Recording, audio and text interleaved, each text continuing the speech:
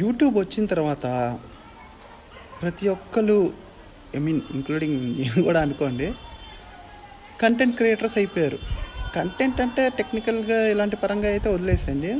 ప్రతి ఒక్కరు news channel పెట్టేసి వాడు నోటికి ఇష్టం వచ్చింది అది నిజమో వాస్తవమో, అది వాస్తవమా అబద్ధమా అని కూడా వాళ్ళకి అవసరంలా. ఏది వచ్చినా మాట్లాడాలి, వ్యూస్ కావాలి, దాంతో వచ్చిన డబ్బులతో నేను నా కుటుంబం బ్రతకాలి అనే కాన్సెప్ట్తో చెత్త వార్తలన్నీ రాస్తున్నారు. వార్తలన్నీ కాదులే, చెత్త ఇన్ఫర్మేషన్ అంతా, ఐ మీన్ అది ఎంతవరకు నిజమో అబద్ధం అని కూడా వ్యాలిడ్ చేసుకోకుండా చెప్పేస్తున్నారు వీడియోస్లో. సో అలాగే మన ఏపీకి సంబంధించి పాలిటిక్స్ గురించి చెప్తూ ఉంటాడు ఒక శ్రీనివాస్ అనే ఒక అతను ఉంటాడు. ఈయన ఎంత దొంగనా కొండిగాడంటే ఒకే కంటెంట్ని 2 థంబ్నెయిల్స్తో 2 ఛానల్లో అప్లోడ్ చేస్తారు. ఇలాంటి కన్నింగ్ ఆలోచనలు ఇలాంటి దొంగనా కొండిగాడికే ఉంటాయి అనుకుంటా. సరే, ఈడేం చేశాడంటే మొన్న జగన్మోహన్ రెడ్డి గారు పులివెందులు వెళ్తే రాళ్లతో దాడి చేశారని చెప్పి ఈ ఎల్లో మీడియా ఛానల్స్లో, మెయిన్ స్ట్రీమ్ ఛానల్స్లో బ్రేకింగ్ న్యూస్ వస్తే అది చూసేసి ఈడు చదివేసి ఇంకా ఈడు ఎక్స్ట్రా మసాలాగా కూడా కలిపాడు. ఇలా ఉంటే పార్టీ కనుమరుగైపోద్ది, పార్టీ ఇంకొండదు, రాళ్లతో కాదు, రెచ్చగొట్టే మాటలు మాట్లాడాడు. ఓకే, బాగానే ఉంది. మళ్ళీ నిన్న ఒక సారీ వీడియో చెప్పాడు. నేను అది ఫ్యాక్ట్ చెక్ చేసుకోకుండా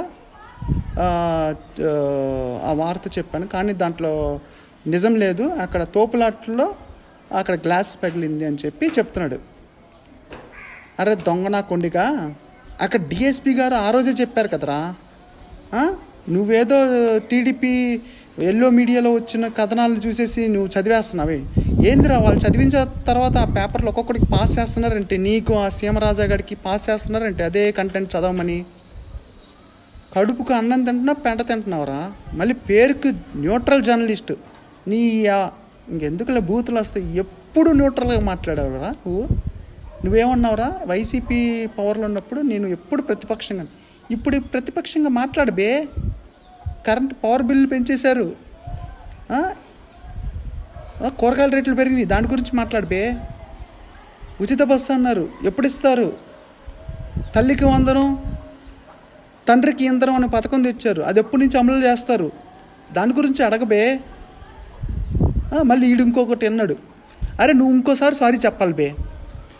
దర్శి నియోజకవర్గంలో మాజీ మంత్రి సిద్ధా రాఘవరావు గారు ఎలక్షన్ ముందల టీడీపీలోకి రావాలనుకున్నారు, కానీ ఆయన భయస్థుడు, ఆయన కొంతమంది సెఫాలజిస్టుల దగ్గర ఒపీనియన్ తీసుకొని భయపడ్డారు, అందుకే టీడీపీలోకి రాలేదని.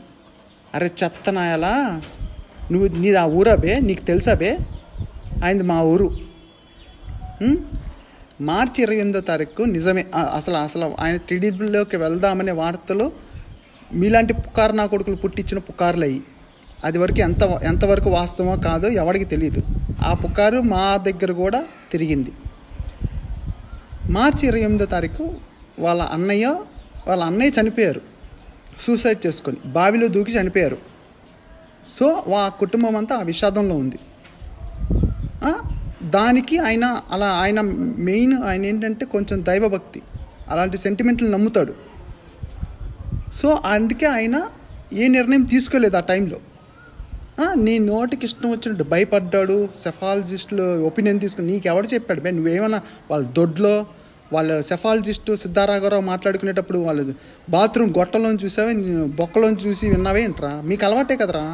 మీ ఎల్లో మీడియా పుట్టింది ఆ బాత్రూమ్ బొక్కలో కెమెరాలు పెట్టే కదరా, మీకు అలవాటే కదా. చెత్తనాయాల అరే చూస్తారా నువ్వు ఎంతవరకు అపోజిషన్గా మాట్లాడతావో చూస్తా. దీని గురించి మాట్లాడరా. నిన్న ఎస్సీ కుటుంబాలకి 200 యూనిట్ల కన్నా